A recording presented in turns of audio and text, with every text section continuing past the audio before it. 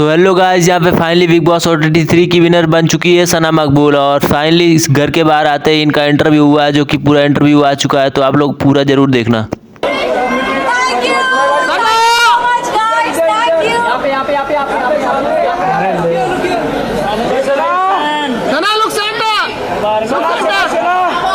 मुबारक हो।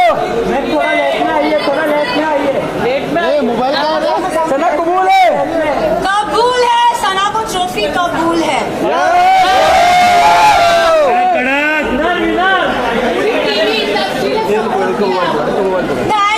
Thank you so much. बैठने दो अभी।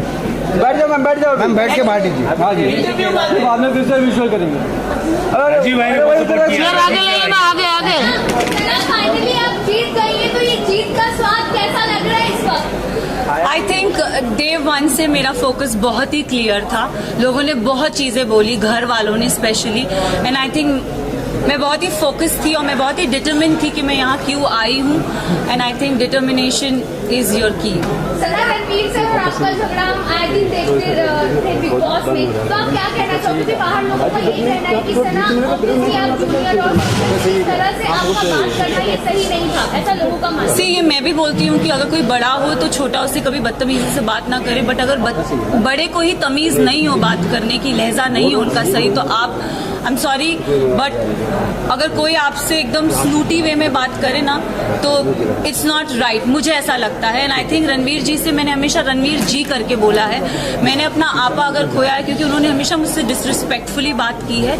अगर आप मुझे और कृतिका को कंपेयर करोगे, हमेशा कृतिका को एक सॉफ्टर वे में बोला है और हमेशा when I have ever spoken to him, उन्होंने हमेशा मुझे ऐसे हाँ क्या, so I think it's always a give and take. तो क्या आप आगे रिश्ता रखेंगे रणवीर जी से?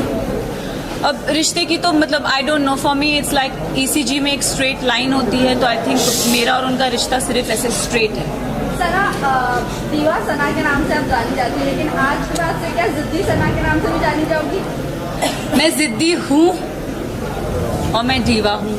सना, आपको बाहर बहुत सारे लोगों ने फेक कहा, सेल्फ ऑब्सेस्ड कहा, सेल्फ सेंटर्ड कहा, what you have to say about that? मैं इतना ही बोलूंगी दैट मुझ में आई थिंक सब में वो चाह होती है सेल्फ लव की, बस इतना डिफरेंस है कि कोई लोग बोल नहीं पाते और मैंने सिर्फ उस चीज को बोला है। I do love my self and इसमें कोई बुराई नहीं है। सर, पूरे सीजन की अगर मैं बात करूँ, आप कभी टूटी नहीं। जब आपके दो दोस्त बाहर गए तभी आप इतनी इमोशनल हर्ट हो गई। क्यों, मतलब इतना ऐसा अटैचमेंट? आपने निधि के साथ बात करते हुए एक बात कही थी कि मैं इमोशनली किसी के साथ अटैच नहीं होना चाहती क्योंकि मैं टूट जाऊँगा। आपको वही हमने टूटता हुआ देखा जब आपके दो दोस्त बाहर गए। आई थिंक मैं ना रिश्ते जल्दी बनाती नहीं हूँ। अगर आप मेरी जर्नी देखोगे ना तो एज आई सेड मेरा फोकस बहुत क्लियर था। मुझे लगता है कोई रियलिटी शो में रिश्ते नहीं बनते, बट यहाँ पे मैंने दोस्त बनाए हैं एंड आई थिंक वो दोस्त को मैं जिंदगी भर रखूंगी। रही बात विशाल और लवकेश और शिवानी की जाने की, तो आई थिंक 2 नहीं मैं बोलूंगी 3 दोस्त जब गए थे तब मेरा दिल टूटा था।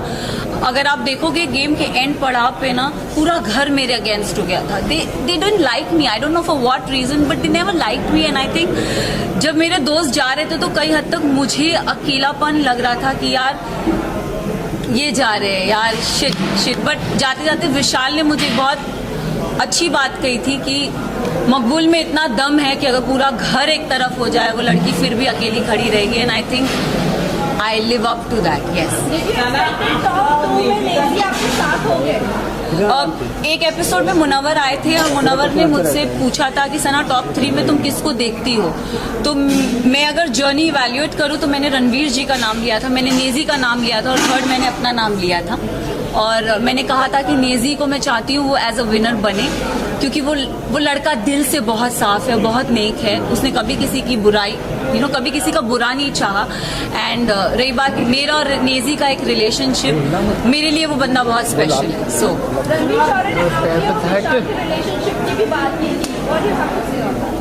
आई think dogs do bark, so let him bark. Yes yes. Look centre centre look.